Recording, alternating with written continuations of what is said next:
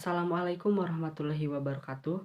Perkenalkan, nama saya Gilang Ginestiar, asal kelas TKK 1B, NIM 2133040036, no absen 12. Ini saya akan berpresentasi bagaimana membangun paradigma Qur'ani dalam upaya Indonesia yang berkarakter.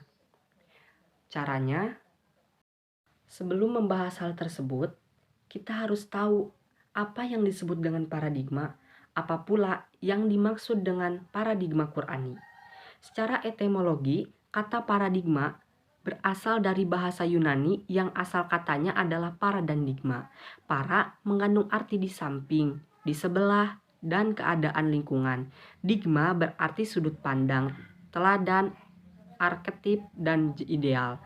Dapat dikatakan bahwa paradigma adalah cara pandang, cara berpikir tentang suatu realitas, ataupun secara temologis, paradigma adalah cara berpikir berdasarkan pandangan yang menyeluruh dan konseptual terhadap suatu realitas atau suatu permasalahan. Dengan menggunakan teori-teori ilmiah yang sudah baku, eksperimen, dan metode keilmuan yang bisa dipercaya, dengan demikian, paradigma Qur'ani adalah cara pandang atau cara berpikir tentang suatu realitas atau suatu permasalahan berdasarkan Al-Quran. Berikutnya, mengapa Al-Quran dijadikan paradigma? Semua orang menyatakan bahwa ada suatu keyakinan dalam hati orang-orang beriman. Al-Quran mengandung gagasan yang sempurna mengenai kehidupan. Al-Quran mengandung suatu gagasan murni yang bersifat metaforis. Menurut Kurjoyo 2008, Al-Quran sesungguhnya menyatakan kemungkinan yang sangat benar untuk dijadikan cara berpikir, pengembangan, eksperimen-eksperimen ilmu, pengetahuan.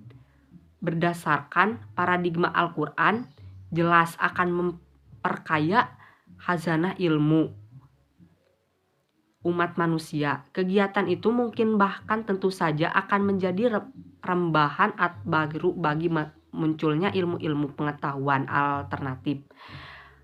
Permis notif Al-Quran dapat diumumkan menjadi teori-teori yang eksperimen dan rasional.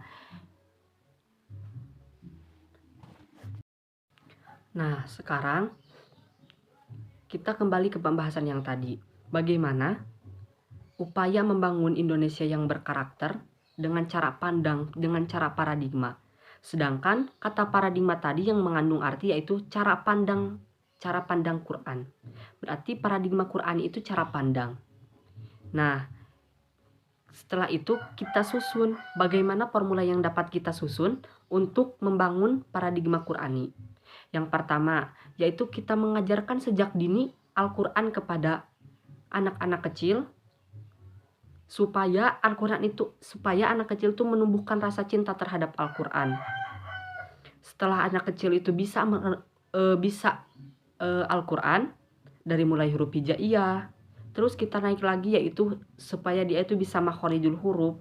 Yang kedua itu supaya bisa jadi tajwid.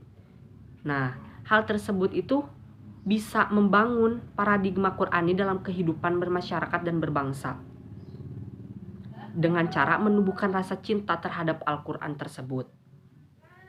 Nah, setelah itu, setelah merajak dewasa, dia itu harus belajar. Kita kasih pelajaran seperti belajar tafsir Quran, belajar makna-makna Al-Quran itu apa.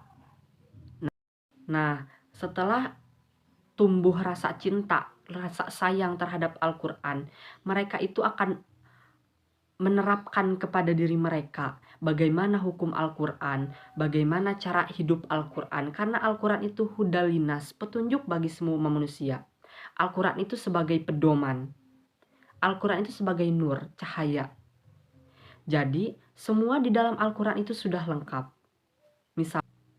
Jadi formula yang saya akan berikan yang pertama yaitu dengan cara mengajar anak-anak itu supaya pintar Al-Quran, supaya tumbuh rasa cinta terhadap Al-Quran, dibelajarnya supaya dari usia yang sangat dini. Yang pertama yaitu mengajarkan tentang huruf hijaiyah, yang kedua hukum tajwid, yang ketiga makhorijul huruf, Yang keempat yaitu dengan cara mengkaji tafsir-tafsir Quran, mengkaji tentang makna-makna Quran, asbabun nuzul. Terus supaya sudah tumbuh rasa cinta terhadap Al-Quran, mereka akan menerapkan petunjuk-petunjuk dalam Al-Quran itu. Mungkin cukup sekian dari saya. Bila ada kata yang benar datangnya dari Allah Subhanahu wa Ta'ala, bila ada kata yang salah datangnya dari saya, maka dari itu mohon dimaafkan. Billahi taufiq wal hidayah, khud maso pawada makadar, ambil yang baik, buang yang buruk. Wassalamualaikum warahmatullahi wabarakatuh. Terima kasih.